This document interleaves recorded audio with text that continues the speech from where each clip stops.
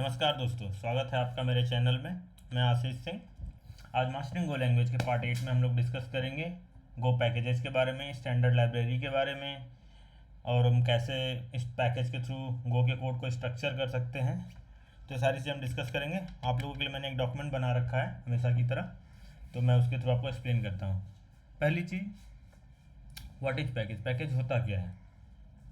तो पैकेज एक तरह का टूल समझ लीजिए जो कोड को रीऑर्गेनाइज करने के लिए, ऑर्गेनाइज करने के लिए, रीयूज करने के लिए गो में यूज होता है। आपके बहुत सारे फाइल्स में कोड डिस्ट्रीब्यूटेड है और सारे कोड को हम एक एक पैकेज के अंडर यूज कर सकें, उसके लिए हम पैकेज करते हैं। गो का कोई भी कोड अभी तक जो हमने लिखा है उसमें देखा होगा कि हमेशा उसका जो फर्स्ट लाइन होता है वो पैकेज से स्टार्ट होता है। पैकेज मेन आपने देखा होगा, ठीक है। तो बिना पैकेज के कोई भी गो का कोड स्टार्ट ही नहीं होता, कोई भी फाइल्स। तो हमें बताना होता है कि ये कोड किस पैकेज के अंदर आएगा, ठीक है। जो डिफ़ॉल्ट पैकेज होता है, जो स्टार्टिंग बोलते हैं जो हम, वो मेन पैकेज होता है वो एंट्री पॉइंट बोला जाता है। तो बिना मेन पैकेज के और बिना मेन फंक्शन के गो का कोड रन ही नहीं होगा, वो एंट्री पॉइंट्स है, समझे। तो आपने देखा होगा नॉर्मली हमने क्या करते थे, लिखते थे कोड में पैकेज मेन fmt और उसके बाद हम नॉर्मल मेन फंक्शन लिखते थे, उसमें लिखते थे। ऐसे ही जैसे हमने लिखा, इसमें हमने एक पैकेज यूज किया था fmt, इसको बोलते हैं स्टैंडर्ड लाइब्रेरी। तो ऐसे fmt के अलावा बहुत सारी स्टैंडर्ड लाइब्रेरीज हैं।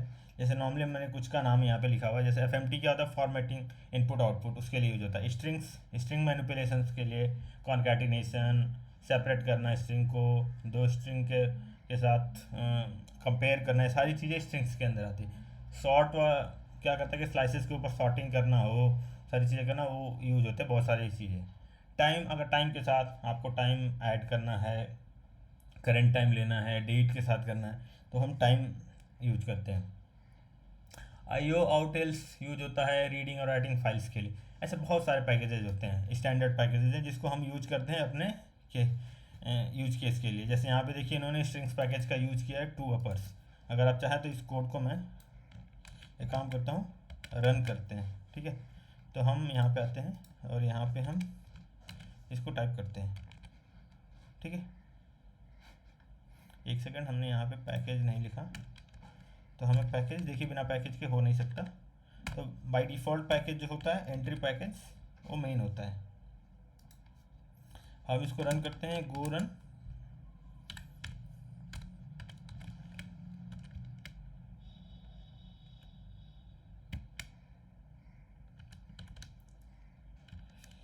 जो हमारा ये कोड है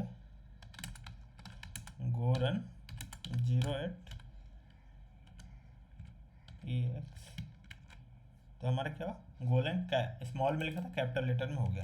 जैसे आपके साथ कोई भी पैकेज है उसके बारे में आपको नहीं पता है, तो आप गो के वेबसाइट पे जाइएगा, pkg.go.dev। अगर लेट से हम लोग लेते हैं fmt पैकेज, हम इसको सर्च करते हैं तो fmt पैकेज का हमें ऑनलाइन वर्जन मिल जाएगा, ये सारी चीज़ें।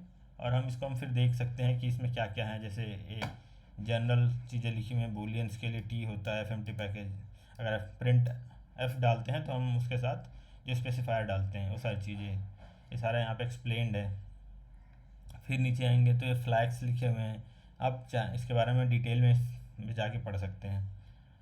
इसके बाद यहाँ पे आएंगे, जैसे यहाँ पे दिखाया हुआ कि जैसे to about recursion case suggest type X string, ये सारी चीज़ें।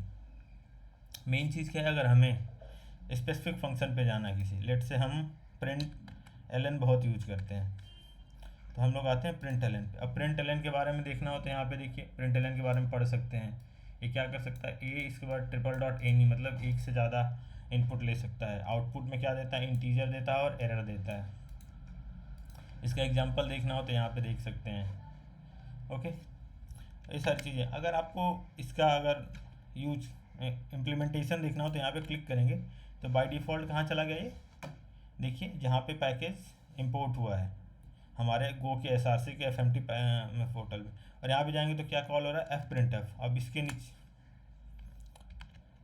इसके बाद हम इस पे जाएँ तो यहाँ पे जाइए कैसे यूज हुआ, तो बहुत सारे एक्सप्लेनेशन आप देख सकते हैं कैसे ये वर्क करता है। तो ये चीज़ें समझ में आ गई होंगी आपको। नॉर्मली पैकेज, तो कोई भी पैकेज आप, जैसे हमने यहाँ पे fmt सर्च किया था, आपको स्ट्रिंग चाहिए तो स्ट्रिंग्स देख सकते हैं आप, यहाँ पे स्ट्रिंग के पैकेज में जा सकते हैं और यहाँ पे अपना जो भी फंक्शन है, जैसे क्लोन फंक्शन है, यहाँ पे चल के क्लोन कैसे काम करता है, इसका फंक्शन का सिग्नेचर क्या है, एग्जांपल्स क्या है। अगर आपको ऐसे नहीं मिल रहा है तो आप सीधा यहाँ पे कोई भी हमारा जैसे io/ ये हमारा जो पैकेज है, यहाँ करें, यहाँ पे जाएं गूगल पे या किसी भी सर्च इंजन पे, यहाँ पे डाल दें गो पैकेज, तो आपको उस पैकेज के बारे में यहाँ पे खुल जाएगा। या फिर बेसिक डिटेल्स तो आजकल AI भी दे रहा है। यहाँ पे जाए और यहाँ पे जाके आप उस पैकेज के बारे में देख सकते हैं, क्या क्या वेरिएबल है, क्या क्या चीज़ें डिप्रिकेटेड हो गई हैं, ये भी लिखा हुआ है आपको। रीड ऑल, ये सारी चीज़ें फाइल्स के अंदर हैं, ये उसकी जगह पे नया रीड डायरेक्टरी, आप इसको देख सकते हैं इसके बारे में। चलिए अब आते हैं, हमें अगर अपना खुद का पैकेज बनाना हो, जैसे हम कोड लिख रहे हैं, कुछ हम स्टैंडर्ड लाइब्रेरी तो यूज़ कर लें, पर कुछ चीज़ें हम चाहते हैं कि हमारा कोड बहुत लंबा चौड़ा है, सोर्स कोड, हम उसको पैकेजेज में डिवाइड करें, स्ट्रक्चर्ड वे में लिखें, तो हम अपना खुद का पैकेज कैसे बना सकते हैं।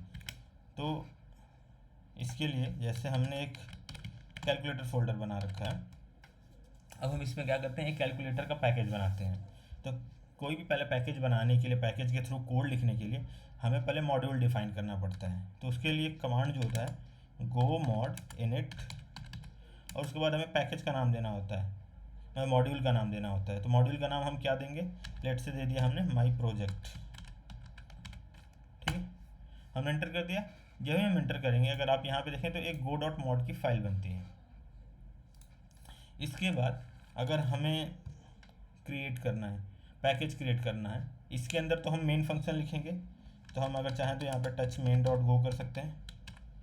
तो जो भी पैकेज में कोड लिखेंगे हम main.go के साथ हम कॉल कर लेंगे, क्योंकि मेन पैकेज जो होता है वो एंट्री पॉइंट होता है। ओके, और यहाँ पे हम फंक्शन मेन लिख दिए,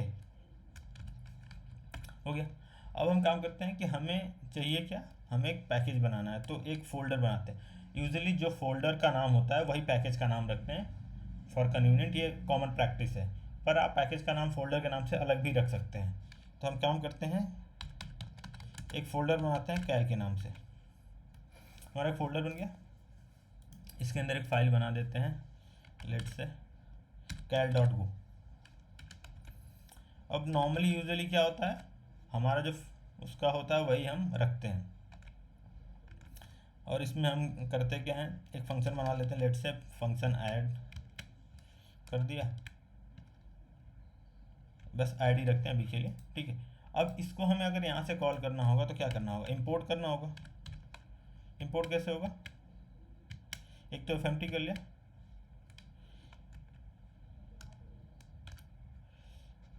यहाँ पे कैलकुलेटर के बजाय यहाँ पे क्या होगा, हमारा जो मॉड्यूल का नाम है वो होगा, तो माई प्रोजेक्ट हो गया। अब इसके बाद क्या होगा, हम इसको कॉल करेंगे, तो किस नाम से कॉल करेंगे, सॉरी इन्होंने बहुत ज़्यादा दे दिया, हमारे पास केवल ऐड फंक्शन है, हो गया। इसको हम सेव करेंगे और हम इसको अब रन करेंगे, तो क्या होगा, गो रन main.go, यहाँ पे हमारा एक एरर आ जाएगा क्योंकि हमने सही से यूज़ नहीं किया हुआ। क्या आना चाहिए हमारे पास, ओके, हमारा कमांड में जो के साथ आई एक्स्ट्रा ऐड हो गया, तो क्या आया हमारे पास 3 आया। अगर इसको हम थोड़ा और बेटर कर दें, यहाँ पे लिख दें सम कोलन इक्वल टू कॉमा, तो अभी थोड़ा बेटर आंसर आएगा हमारे पास। ओके, अभी मैंने बोला कि आप नॉर्मली यूजुअली जो फोल्डर का नाम होता है, हमारा कैल फोल्डर है, हमने वही पैकेज का, पर आप इसका नाम बदल भी सकते हैं। लेट्स से हमने कैल्टर रख दिया पैकेज का नाम। अब क्या होगा, अब यहाँ पे एरर आ रहा है क्योंकि कैल्टर तो है नहीं। अगर हम यहाँ पे आपका जो इंपोर्ट होगा फाइल का पाथ तो हम वही देंगे, यहाँ पे हम पैकेज का नाम देंगे, हमने रख दिया।